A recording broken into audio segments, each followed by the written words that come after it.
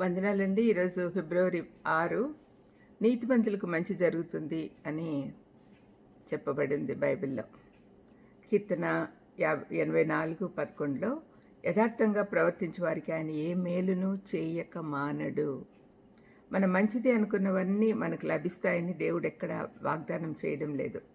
అయితే శాశ్వతంగా మంచి చేసేవి ఏమీ మనకు చేయకుండా దేవుడు ఆపడు. ఆయన మార్గంలో నడిచేందుకు అవకాశం ఇస్తాడు, కానీ నడిచేది మనమే కదా. మనం ఆయనకు విధేయత చూపితే ఆయనకు పరిచర్య చేయడానికి సహాయపడేవన్నీ ఇస్తాడు. మనం కొన్నిసార్లు ప్రమాదం కలిగించే పదునైన కత్తెరలు ఇవ్వమని తల్లిదండ్రుల్ని పీడించే పిల్లల్లాగా ఉంటూ ఉన్నాం. అలా అడిగినప్పుడు తల్లిదండ్రులు ఒప్పుకోరు. దానికి కారణం వారి చిన్న చేతుల్లో కత్తెర సరిగ్గా ఉపయోగించలేకపోతే వారికే ప్రమాదం అని. ఎంత ఎక్కువ ఏడ్చి మొండి చేసినా కూడా వారి కోరిక తీరదు. మనము దేవుని బిడ్డలంగా ఉంటూ కూడా ఆయన చిత్తం తెలుసుకోకుండా మనకు ప్రమాదకరమైన వాటి కొరకు అడుగుతూ ఉంటాం. సార్వభౌముడైన మన ప్రభువు తన బిడ్డలు ప్రమాదంలో పడుతూ ఉంటే చూస్తూ ఊరికెళ్ళాడు కదా. మనం ఆయన చిత్తం తెలుసుకోకుండా కన్నీటి ప్రార్థనలతో దేవునితో పోరాడుతూ ఉంటాం, కానీ ఆయన వినడు. పరలోక తండ్రి అయిన ఆయన తన జ్ఞానంతో ఇహలోక తండ్రుల కంటే చాలా గొప్పవాడు.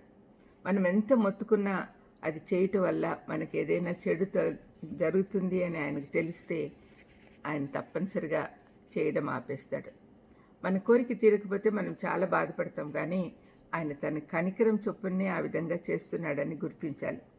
మనం శత్రువులుగా ఉన్నప్పుడే తన పరలోక మహిమ వదిలేసి ఈ లోకానికి వచ్చి సిలువలో మన కోసం మరణించాడు కదా. ఇప్పుడు మనం ఆయన బిడ్డలంగా ఉన్నాం కదా.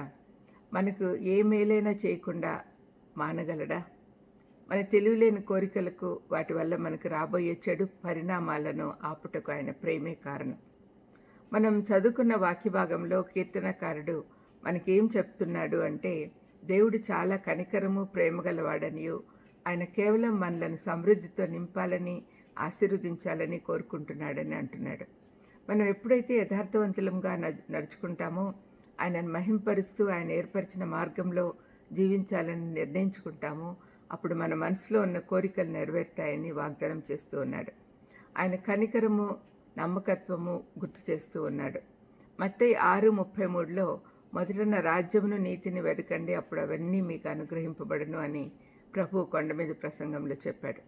ఆయన సమృద్ధి నుండి మనకు ఆయన ధారాళంగా ఇస్తాడని చెప్తూ ఉన్నాడు. మనకు అర్థం కాకపోయినా మనకు హాని కలిగించేది ఏది మనకు ఆయన ఇవ్వడు అని నమ్మాలి. కేవలం ఆశీర్వాదకరంగా ఉండేవి మాత్రమే ఇస్తాడు. మనం నిదానంగా ఈ సత్యం అర్థం చేసుకుందాం. మనము విశ్వాసం కలిగి ఉండి స్వంత జాలి వదిలిపెట్టాలి. ఆయన సమాధానం ఇవ్వకుంటే ఆయనను విసిగించకుండా ఎదురు చూసుట నేర్చుకోవాలి. ప్రార్థన చేసుకుందాం. దయమేడ యేసునాయన స్తోత్రం ప్రభా. మాకు అర్థం కాని విషయాలు ఎన్నో ఉన్నాయనైనా. దినదినము ఆత్మీయంగా ఎదిగే కొద్దీ మేము అర్థం చేసుకునే దానికి మాకు సహాయం చేయమని, మీ ప్రేమను ఎప్పుడు కూడా నిర్లక్ష్యం చేయకుండా ఉండేటట్టు చేయమని యేసుక్రీస్తు నామమున వేడుకొంచున్నాను తండ్రి. ఆమేన్. God bless you.